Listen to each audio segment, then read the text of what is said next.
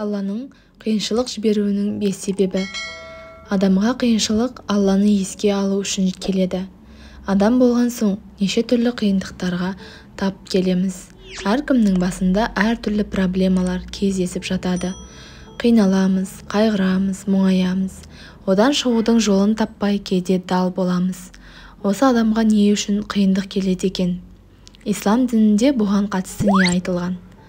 Хадистерде былай делінген: кімде-кім тағдырына разылық танытып, қиындыққа сабыр етсе, ал қуанышқа кенелгенде шүкір ететін болса, онда ол бұл дүние мен о дүниенің рахатына бөлінеді.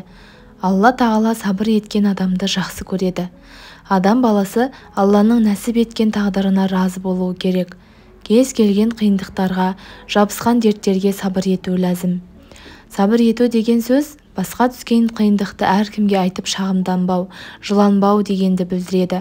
Басқа іс түскенде айқай-шу көтеріп, соншалықты қиналатындай мен не істедім деу, әркімге қиыншылығын айтып жылану арқылы Раббысына шағымданған адам нығметтерден құр қалады, азапқа лайық болады. Бұл өмірден тартқан қиындықтары үшін сауап алмай, қайта керісінше күнәға батады. Ал бұл ретте басқа түскен қиындыққа сабыр етіп, Алладан медет сұрағандарға сауап беріледі және қиындықтан шығудың жолын сұрап, Алладан шын жәрдем тілесе, құдіреті күшті жаратушы ие оның дұғасын қабыл ететіні сөзсіз. Хадисте: Алланы жақсы көргендер қиындыққа душар болады, сабыр еткендері марапатқа кенеліп, шағымданып жылағандар жазаға қауышады делінген.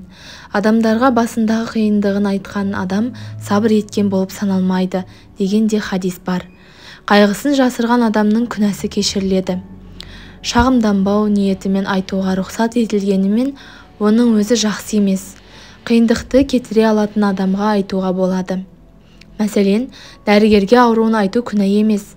Бірақ әркімге ауруын айтып жылана беруге болмайды.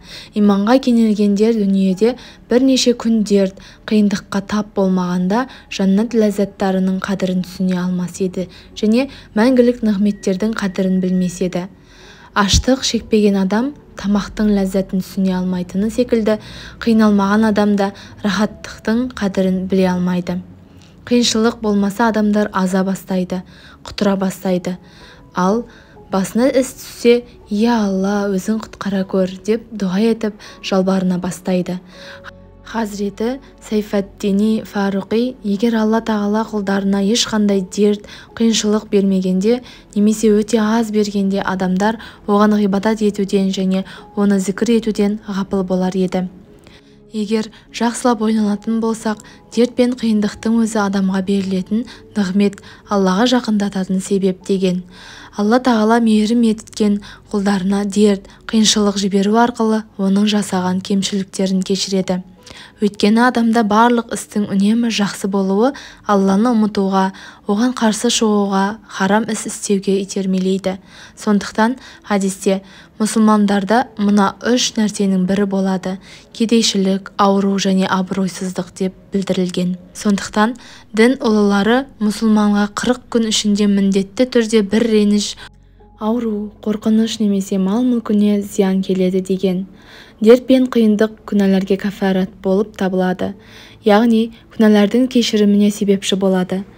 Құран кәрімде былай делінген: сендерге келген әр бақытсыздық өз қолдарыңмен істеп тапқан күнәларыңның кесірінен.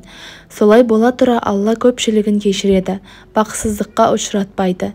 Демек, жасаған күнәларымыздың бір бөлігіне жаза ретінде келеңсіздік, бақытсыздық келеді. Осылайша ақыретке қалдырмай күнәміздің жазасын осы дүниеде тартамыз. Ал бұл дүниедегі жаза ақыреттегіден жеңіл. Мұса саллаллаху алейхи уассалам Тури Сина тауына бара жатқанында жолда алдынан үмметінен бір адам шығады. Үсті басы жара, өзі сырқатты халде еді. Әлгі адам Мұса саллаллаху алейхи уассаламға: Алла тағалаға айтшы, маған мейірімімен мәміле етсін, халімді көріп тұрсын ғой деп өтінеді. Оның аянышты жағдайынан қатты әсерленген Мұса саллаллаху алейхи уассалам Тури Сина тауына келгенде: «Я Раббым, пәлен құлың сенің мейіріміңді тілеуде» дейді. Алла тағала: «Ей Мұса, мен оған онсыз да мейірім етудемін. Менің мейірімім оны осы халге келтірді» дейді. Мұны ислам ғалымдары былай түсіндіреді: Алла тағала барлық амалдарыңның қайтарымын беремін деген. Ал бұл адамның күнәлары көп еді. Дүниеде қиындық бермесе, мұның қайтарымы ақиретке қалады. Ал ақиреттің азабы өте ауыр болады. Ол жақта өтеуі өте қиын болады. Алайда мейірім етілгендіктен күнәларының жазасы дүниеде осы аурулармен жойылады. Сондай-ақ науқастанғандықтан ол құлы да тұрақты түрде Алла, Алла деп дұғасын тоқтатпайды. Осылайша мейірімге қауышады. Достар, видео сіздерге ұнаған болса, каналыма жазылып, пікір қалдырып, лайк басуды ұмытпаңыздар. Келесі видеоға дейін аман сау жүріңіздер.